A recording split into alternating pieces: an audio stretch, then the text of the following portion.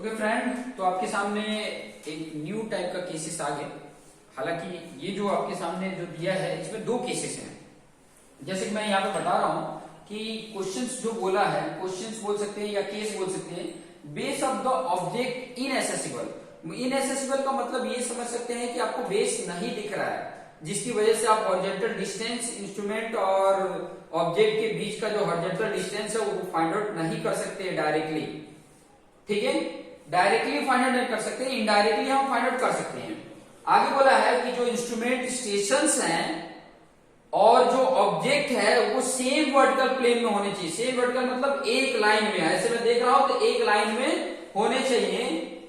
तब उस elevated object का अगर टॉप का आरएल फाइंड आउट करना है तो उसके लिए भी केसेस हैं कई सारे। देखो ये केस है, लेकिन उसमें भी एक केस तो मैं ये लेके चल रहा हूं जो अभी मैं समझाने वाला हूं। क्या है? Instrument axis at same level.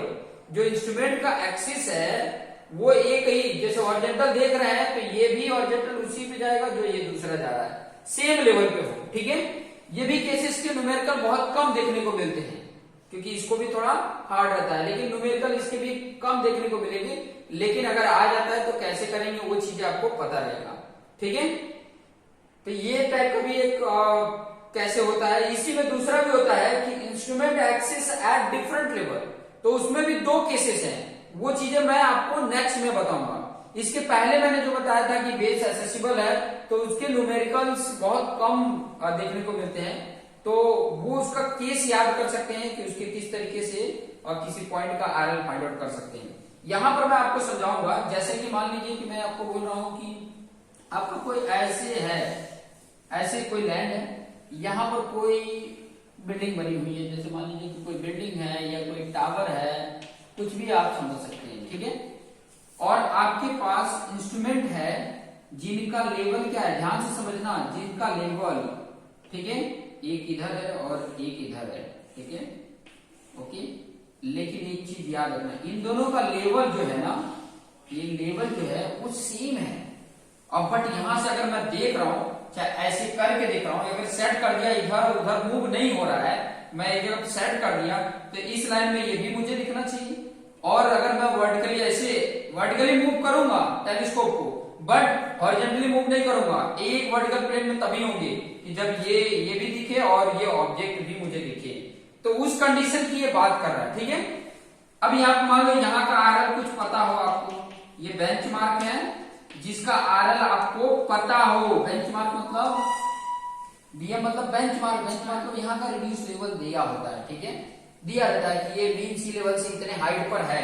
इससे कंपेयर करके मुझे यहाँ का इसका नाम रख देता हूं पी पॉइंट, ये क्यू है, ये मान लो ए पॉइंट है, ये मान लो बी पॉइंट है। ठीक है, इसको कुछ भी नाम दे सकते हैं, ए पॉइंट बी। ठीक है, इसको ए डैश बी डैश कर लो, यहाँ ए कर लो या बी कर लो। ठीक है, ये जो ऑब्जेक्ट है, ध्यान से समझना, ये जो ऑब्जेक्ट है, अब मैं इसका डिस्टेंस तो नहीं फाइंड आउट कर सकता कि जो नियर में है उसके बीच का डिस्टेंस डी होता है, लेकिन हमें नहीं पता है, ये डिस्टेंस नहीं पता है। बट ये ध्यान में रखना, और दिया भी होगा आपको, न्यूमेरिकल जो होगा उसमें दिया रहता है कि दो जो इंस्ट्रूमेंट है इनके बीच का डिस्टेंस जो है, मान लीजिए वो बी है, वो आपको पता है। ठीक है, ऐसे वो अरेंज करना कि इन दोनों के बीच का डिस्टेंस गिवन हो, या आपके टेक्स्ट बुक में न्यूमेरिकल जो देगा वो गिवन दिया रहेगा कि दो इंस्ट्रूमेंट स्टेशन के बीच का डिस्टेंस बी, वो जो दिया है, वैल्यू दिया होगा, तो आपने वो बी कंसीडर कर लेना है।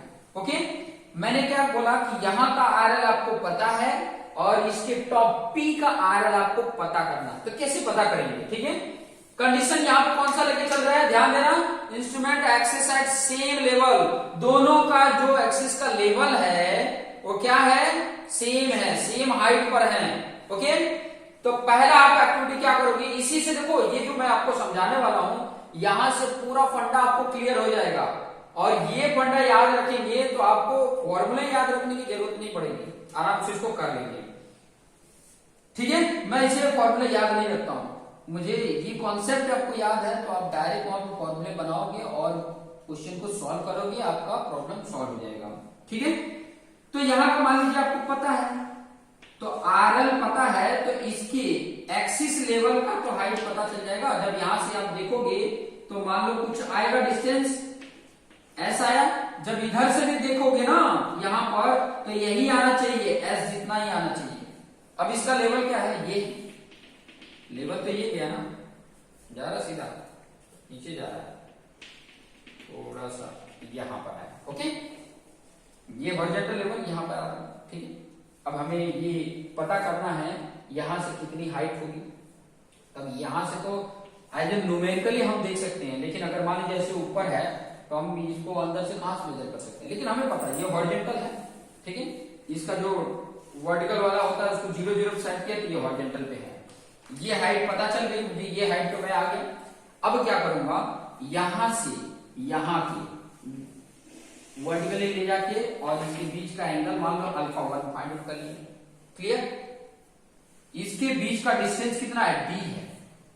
इससे और इसके बीच का डिस्टेंस कितना है, b प्लस d है। इसको भी आप यहां से उठाओगे और यहां पे लेके जाओगे और यहां का एंगल मान लो अल्फा 2 है। आप अल्फा बीटा भी ले सकते हो, मैं यहाँ पे अल्फा 1 अल्फा 2 ले रहा हूं, आप अल्फा बीटा भी ले सकते हो। चलो मैं अल्फा ले लिया, यहाँ पर बीटा ले लिया, उससे कोई फर्क नहीं, ये तो रिप्रेजेंटेशन है, एंगल जो आया होगा। क्लियर हो रहा है, मुझे क्या फाइंड आउट करना है, ध्यान से देखो, मुझे तो ये चाहिए यहां से यहां तक के बीच का डिस्टेंस क्या है, h है, ये मुझे चाहिए। ये अगर मिल गया तो यहां का RL plus S plus H, ठीक है, तो मुझे क्या चाहिए, h चाहिए, h से मतलब है। क्लियर, तो अब मैं क्या करूंगा, ध्यान से समझना, मुझे सिर्फ ये पता है, ध्यान देना, मुझे ये पता है यहां का ये s पता है, अल्फा पता है, बीटा पता है, बाकी कुछ नहीं पता है। मेरा ये RL पता है, S पता है, H मिल जाएगा तो काम मेरा हो जाएगा, यहाँ P पॉइंट का RL मिल जाएगा। तो ये कैसे पता करना है H, तो सबसे पहले मान लीजिए कि ये ट्राइंगल लगा है A, ये मान लो B लिख दिया है तो यहाँ C है, ACP ट्राइंगल लेंगे, इन ट्राइंगल ACP, जिसमें आपको पता है कि यहाँ पे जो CP ACP जो एंगल है वो 90 डिग्री है, तो एंगल C भी आप लिख सकते हैं 90 डिग्री, वो तो इंडिकेट हो जाएगा, जैसे मैं बता रहा हूँ एंगल ACP लिख सकते हैं, लिख लो ACP ही लिख लो, एंगल ACP 90 डिग्री है। अब मैं क्या करूंगा, यहाँ पे tan अप्लाई करूं, क्या अप्लाई करूंगा, tan अल्फा, अल्फा ये ना angle, tan alpha equal to h upon ये d होगा, ये होगा h अपॉन d, ये हो रहा है। इसको एक इक्वेशन ले लो, मान लो इक्वेशन 1 है। ओके, अब दूसरा वाला ले लेते हैं, दूसरा क्या है, इन ट्राइंगल BCP, इसमें tan बीटा अप्लाई करोगे तो क्या आएगा, h upon b plus d आएगा, h upon b plus capital d आएगा। दिख रहा है आपको, ये डिस्टेंस आएगा, यहां से आता डिस्टेंस आएगा ना, b प्लस ये d आ गया।